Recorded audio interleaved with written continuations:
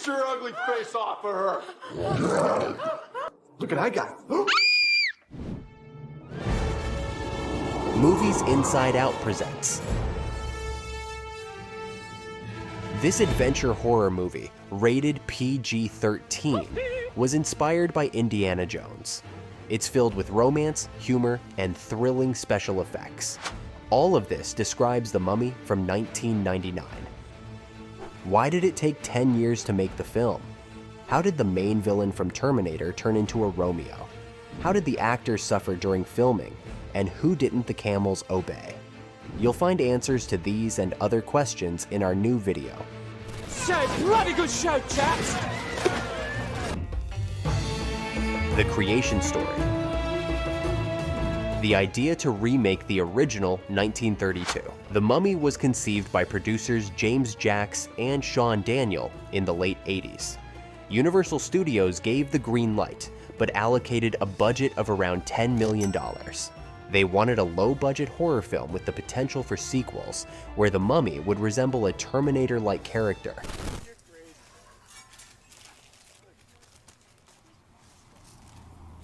At that time, George Andrew Romero was brought on to develop the idea and was also assigned as the director. However, the project never moved beyond the concept stage and was shelved. The next attempt to resurrect the Mummy was in 1990, when horror expert Clive Barker was hired as director. His script was dark and brutal, with the story revolving around an art museum that restores an entire Egyptian tomb in Beverly Hills. In his version, the Mummy was only a starting point for the plot, and not a central character, so the studio deemed the film too twisted to produce. Next, Alan Ormsby wrote a script that also portrayed the Mummy as a merciless character, similar to a Terminator. Joe Dante was appointed as director, and he insisted on increasing the budget.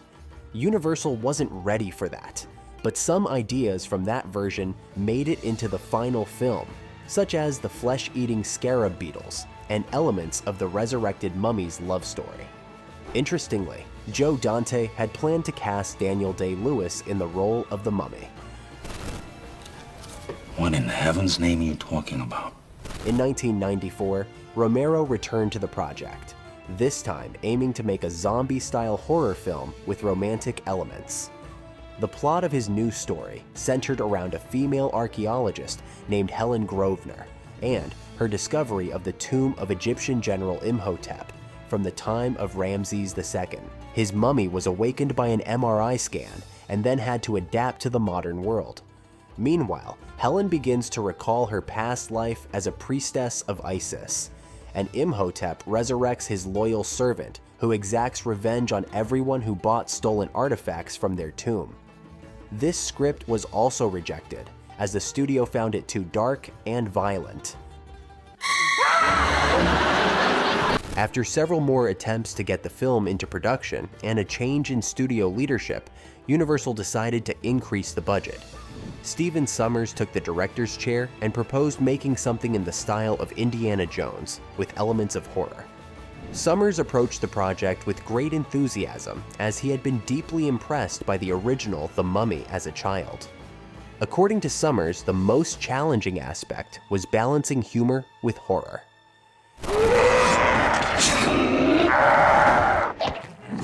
He also created an unusual villain. The director didn't want to make the classic bandaged mummy. Instead, his version of Imhotep was a dangerous man whose heart had been broken due to a lost love. Initially, there were plans to delve deeper into Imhotep's backstory.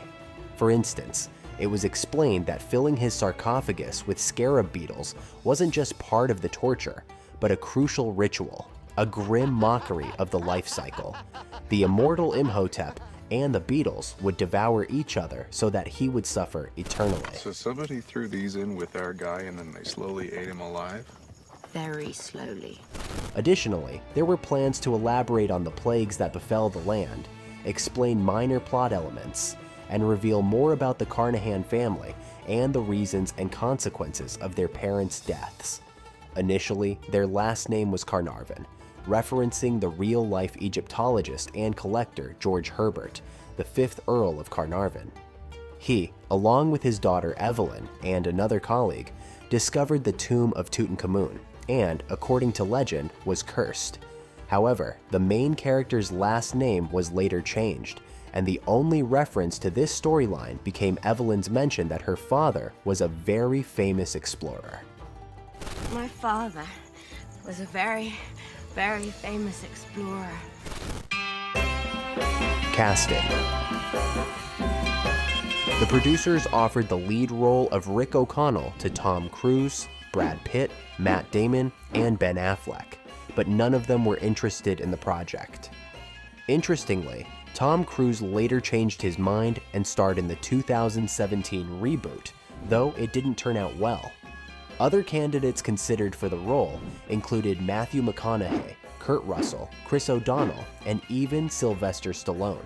It's believed that Leonardo DiCaprio could have played Rick as well. He liked the script, but had already committed to starring in The Beach. Leo tried to delay filming, but was denied.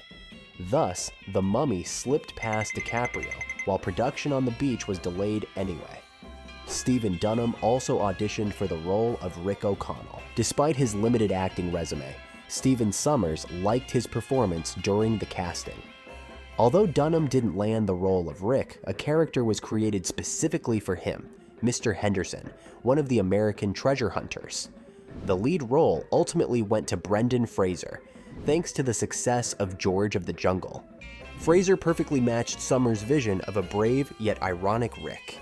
I only gamble with my life, never my money. And also came with a lower salary demand than Tom Cruise.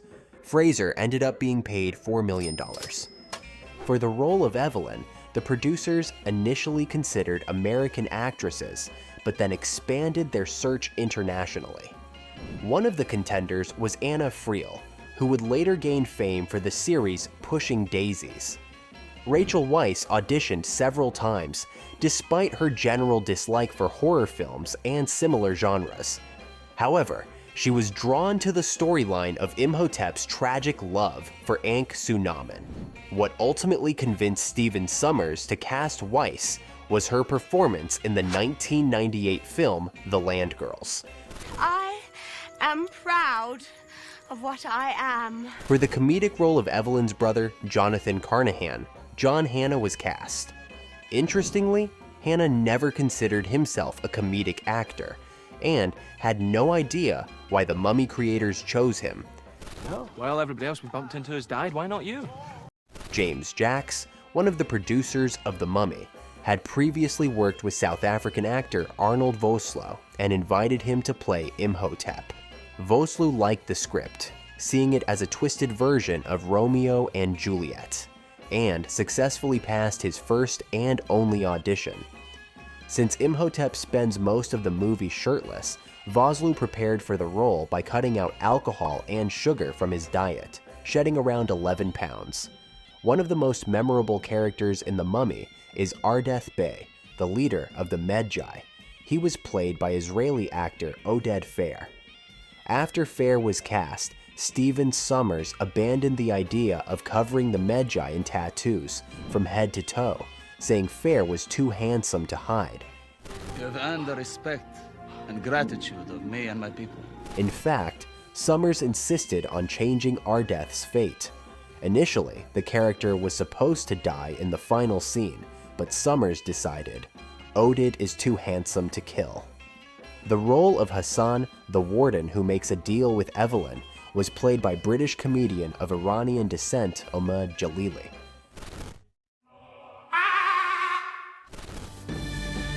The filming process. Principal photography began on May 4th, 1998, and lasted for 17 weeks. Initially, the creators of The Mummy wanted to film in Egypt, but they abandoned the idea due to the country's unstable political situation at the time. Instead, Morocco partially stood in for Egypt. For example, the building used for the Cairo Museum was actually a government building in Marrakesh, and the prison scene in Cairo was filmed in the city on the first day of shooting. The production had the support of the Moroccan army, and the actors were insured against kidnapping. Interestingly, Stephen Sommers only revealed this to the cast and crew after filming had wrapped to avoid alarming anyone. However, the team was warned about the risk of getting lost in the labyrinth-like streets of Marrakech's bazaars. Actors and crew members had to stick together to avoid getting lost among the alleys of stalls and workshops. The crew then moved to the Sahara Desert near the oasis town of Erfoud, where they faced numerous challenges. Sand got everywhere, including under clothing and into prop weapons. This caused mechanical issues, and desert shooting scenes had to be fixed during post-production. The local wildlife, scorpions, spiders, and snakes frequently attacked the crew, and many members had to be airlifted out after being bitten. That happens a lot around here. To avoid dehydration, the medical team gave the actors and crew a special drink they had to consume every 2 hours. Brendan Fraser also found a way to pass the time between scenes in the desert. He carved a canoe. Near Erfoud, they found the perfect location for the lost city of Hamunaptra. The set was built inside a crater of an extinct volcano. However, scenes set in the underground passages of Hamunaptra were filmed in the UK at studio soundstages. The creation of the fiberglass columns and other interior elements took 16 weeks. Scenes set at the port of Giza were filmed at a shipyard in Chatham, UK. For this, a steam train, 3 port cranes, several carts, and market stalls were built. Around 300 extras in Arab attire were used in these scenes, and the pyramids and Nile River were added digitally. Despite the film's fantastical nature, the creators of The Mummy made efforts to stay factual. An Egyptologist was hired to coach the actors on the correct pronunciation of ancient Egyptian words and phrases. Aenilio, Syrian. It is time to make you mine forever. For all eternity, idiot. However, Stephen Sommers wasn't as meticulous with Arabic. Some characters repeat the same lines in different scenes, with varying subtitles. This was more of an homage to old Hollywood films, where foreign characters simply created the illusion of speaking another language. Nissan, Honda, Mitsubishi, Subaru. Fujitsu! They also tried to depict Egyptian hieroglyphs accurately. For example, Ardeth Bey's forehead tattoo translates to another world, and the inscriptions on his cheeks spell out the word truth. Interestingly, the Medjay men traditionally tattoo their hands and torsos as part of a coming-of-age ritual. In the past, inscriptions were also tattooed on the nose and chin. The voiceover at the beginning of the film was originally meant to be Imhotep's, but the director noticed the inconsistency. An ancient Egyptian priest wouldn't be speaking English. Instead, the narration was given to Ardeth Bey. Here are a few filming tricks. To create the hail and firestorm over Cairo, the crew used dried and painted dog food as the falling debris. The locusts shown in the Hamunaptra scene were mostly digital, but real grasshoppers were used in some shots. To slow them down for easier filming, the insects were chilled in a refrigerator. However, this didn't make things much easier for the actors. For example, Jonathan Hyde, playing Dr. Allen, struggled to keep a calm face in close-up shots as the bugs crawled over him, so the scene had to be reshot multiple times. Rachel Weisz also had to endure real rats crawling on her during filming. The scarab beetles were created using CGI, with their design combining the most repulsive features of various insect species. When characters had to interact with the scarabs, rubber beetles were used on set and later replaced with digital ones in post-production. Interestingly, the plastic dummies used in the film as desiccated corpses, victims of the Mummy, were previously used in the 1985 sci-fi horror film Life Force. In fact, one character even mentions that the Mummy drains the life force from people. You know how he gets himself fully regenerated? By killing everyone who opened that chest. And sucking him dry, that's how. Additionally, some of the cloaks worn by the extras were originally made for Star Wars 1977. One of the film's most spectacular scenes, the library disaster, was filmed without any special effects.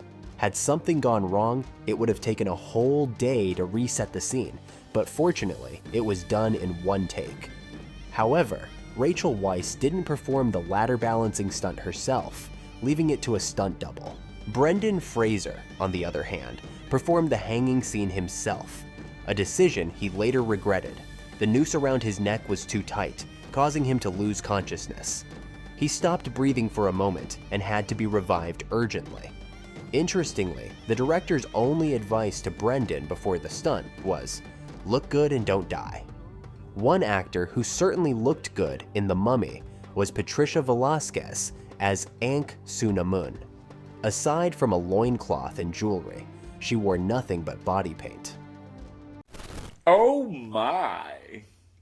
The body art took about 4 hours to apply each day. For the TV version of the film, however, a small bikini was digitally added. Rachel Weisz's costume was also digitally altered in one scene.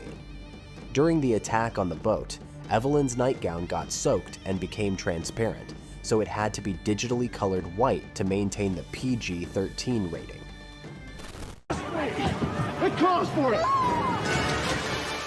For the same reason, preserving the PG-13 rating, the visual effects team was told, no blood, when designing the mummy's appearance. Their task was to make the villain look dry, dusty, and decayed. Before he's still... Juicy. Yes. The mummy was created in stages, starting with a skeleton. Work on the design began before casting was completed, and when Arnold Vosloo was chosen for the role, high-quality photos of his head were taken, digitally processed to add decay, and then physical molds and models of his entire body were created. The next step was animation, which took 3 months.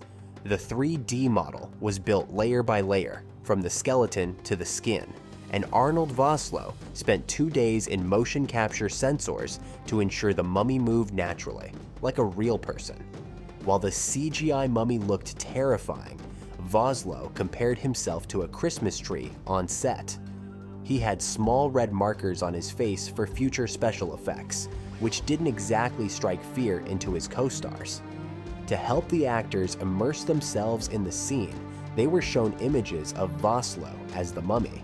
By combining live action and CGI, the desired effect was achieved, bringing the director's vision to life.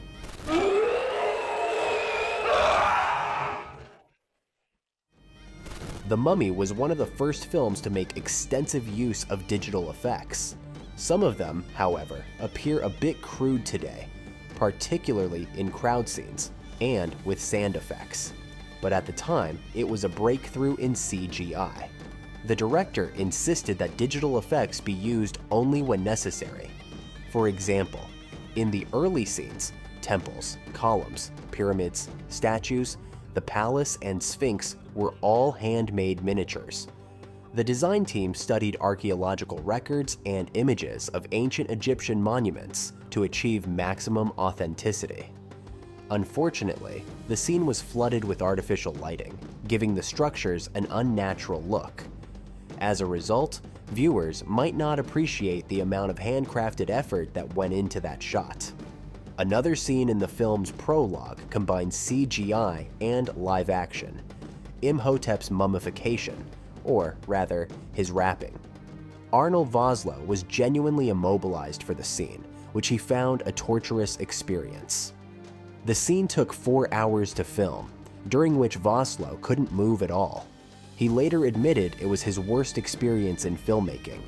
In contrast, in the sequel, when scarabs are poured into the sarcophagus, the wrapped figure is entirely CGI.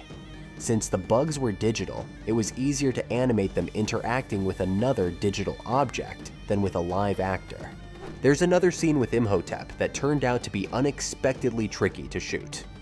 When the high priest raises a sandstorm in the desert, the camera operator had to quickly turn the camera away because the wind machines blew up the actor's cape, exposing his backside.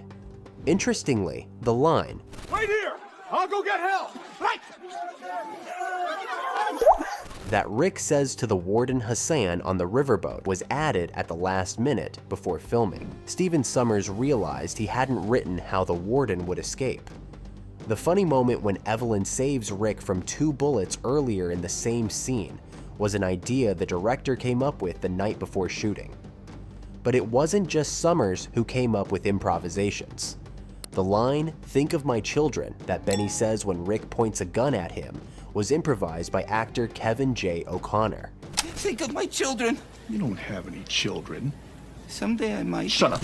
Speaking of Kevin, he was beaten so severely in the Egyptologist's office scene that he was left covered in bruises and had to apply ice to particularly sore areas. And when Benny runs off with the bag of gold, the camel refused to move. For some reason, all the camels hated Kevin O'Connor and wouldn't obey him. In the scene where Rick saves Evelyn from the sacrifice, Brendan Fraser fought against nothing, as the mummies were added later in post-production.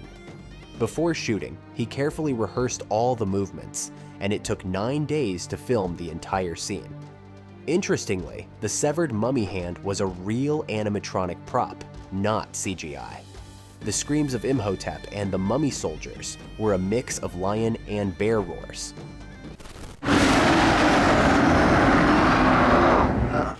It's worth noting that this scene was slightly different in the original script. In that version, Jonathan brought the statue of Anubis to life, but the idea was scrapped due to high costs, so Jonathan ended up reviving just the pharaoh's guards. By the way, you can see that in the final scene of the movie, John Hannah's hand is in a bandage. The actor dislocated his wrist, and since Jonathan was supposed to hurt his hand in the scene, they left the bandage visible. As a remake, The Mummy includes several references to the original film. For example, the shots of Imhotep's burial scene are almost identical to the 1932 version.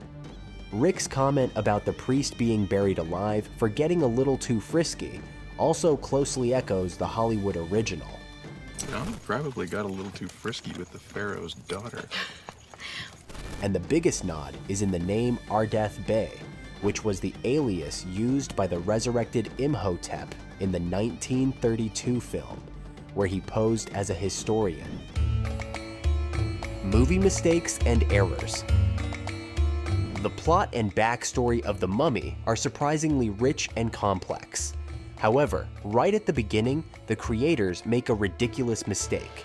They show the pyramids of Giza, but claim it's Thebes. Thebes, city of the living. In reality, Imhotep wasn't a priest, but an architect of the first pyramids. This mistake was made intentionally as a reference to the 1932 version. Dr. Terence Bey incorrectly refers to cats as guardians of the underworld, claiming that's why Imhotep fears them.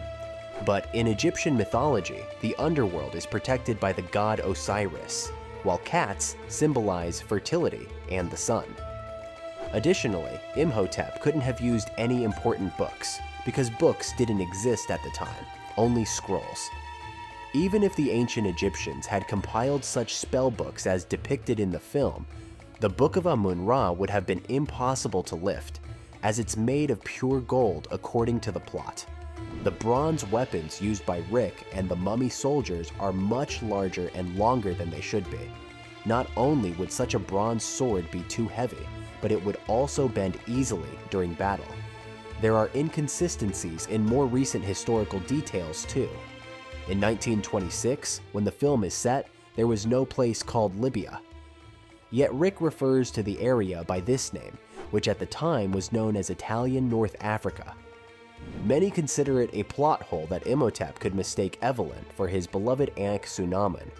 However, this can easily be explained. The mummy took the eyes of Bernard, who had poor eyesight.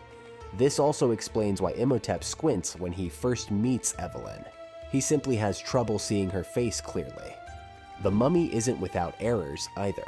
If you revisit the famous library scene, you'll notice that before the chaos begins, the ladder Evelyn uses reaches her shoulder, but in the next shot, it doesn't even reach her waist.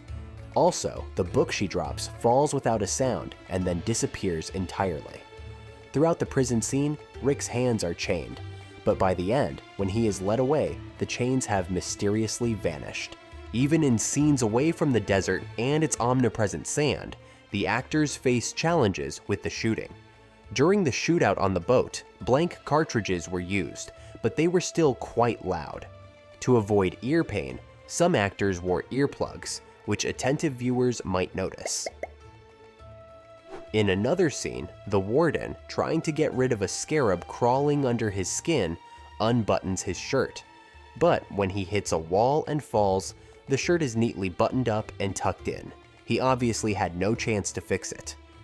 After Rick and the others meet Ardeth Bay, Jonathan pulls out his gun twice. First with everyone else, and then again later. But this time, only his hand is shown. Earlier, Rick discovers that Imhotep is afraid of cats and uses one to scare him away. But when Rick bursts into Evelyn's room, his hands are empty, leaving viewers to wonder when he managed to grab the cat and where it disappeared afterward. Some deleted scenes led to continuity errors. When Rick, Jonathan, and Ardeth find themselves surrounded by Imhotep's revived followers, it's noticeable that some shots are missing. Initially, Jonathan is to Rick's left and Ardeth to his right. But in the next shot, Rick and Ardeth have swapped places. Perhaps the funniest blooper that made it into The Mummy happens during the scene when Imhotep rallies his zombified followers. The extras were supposed to chant a phrase in ancient Egyptian, but during rehearsals, they replaced it with the vulgar line, "Oh, what an arse you are." This same line ended up in the final take and made it into the movie unnoticed by the crew. And finally, the biggest inconsistency. Despite the movie's title, the main villain was not actually mummified, meaning he technically wasn't a mummy. These are far from the only mistakes made during the editing process, and you can continue the list in the comments. Deleted scenes. To the delight of the Mummy fans, several deleted scenes were released on the DVD. In the first scene, the heroes are traveling to Hamunaptra. Jonathan and the warden argue about snoring, after which they discover a mass of skeletons in the sand. They think these are treasure hunters who failed in their quest, and Rick points to one of the skeletons, saying, "I knew this guy." The second scene takes place on the boat before departure from Cairo, where we see Benny telling members of the rival expedition how long it will take to reach Hamunaptra. If this scene had been kept in the final cut, we would have known about Benny's presence on the boat earlier. Lastly, there's an extended version of the scene where Rick and Jonathan find the Golden Book. They are attacked by even more of Imhotep's followers, bursting through the sand. This scene explains why, in the theatrical version, holes suddenly appear in the floor. In the original script, Evelyn was supposed to exclaim, "He's magnificent," when she first saw the fully resurrected Imhotep. This line was filmed but later cut from the final version. We've already mentioned that the filmmakers wanted to keep the movie's rating low, but the international theatrical version didn't always meet the strictest standards. In the UK, the film was cut by 14 seconds, removing a few frames of Rick O'Connell's hanging scene. Along with this, some lines between Evelyn and the warden Hassan had to be sacrificed. Universal also released a family-friendly version, removing undesirable content such as the fiery rain scene where men catch fire. In the version for airlines, the scene with Winston Havelock's plane crash was also cut. Worldwide recognition. There's a legend that during the Mummy premiere, some technical issue occurred, causing a few actors to think the film was cursed. But the first box office results quickly dispelled that idea. The Mummy debuted at #1 in the US and Canada, grossing $43 million during its opening weekend. Its worldwide total exceeded $400 million, all on a budget of $80 million. Interestingly, about a quarter of the studio's budget went towards special effects, which earned a nomination for the Saturn Award. The film received a total of 9 Saturn nominations, winning 1 for Best Makeup. It was also nominated for a BAFTA for visual effects and an Oscar for Best Sound.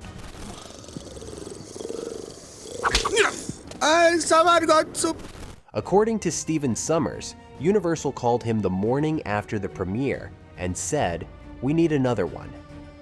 Sommers indeed went to work on the sequel, The Mummy Returns, though the third film and the Scorpion King spin-off series were directed by others. Some actors weren't happy with the third film. For example, Rachel Weisz simply stated that she had no desire to play the mother of a 20-year-old son. A fourth film was planned, but ultimately scrapped in favor of a reboot starring Tom Cruise. The audience didn't like it, and the new The Mummy failed to break even at the box office. However, Brendan Fraser continues to be a fan favorite. Mummies. His charismatic portrayal of Rick O'Connell broke the mold of 90s action heroes, and we still enjoy his performance decades later. Many modern stars have drawn inspiration from Fraser. For instance, Chris Hemsworth as Thor and Chris Pratt in Guardians of the Galaxy have taken cues from his style. The Mummy is credited with starting the summer blockbuster season in Hollywood, a trend later solidified by films like Gladiator, Spider-Man with Tobey Maguire, and the Marvel Cinematic Universe. Additionally, The Mummy revived interest in historical action films, paving the way for blockbusters like 300 and Troy. Moreover, in 2004, Universal theme parks opened the Revenge of the Mummy attractions. They became so popular that visitors waited in line for hours. Some found entertainment by chanting Imhotep, mimicking the hypnotized townspeople from the middle of the movie. Which version of the Mummy do you like more?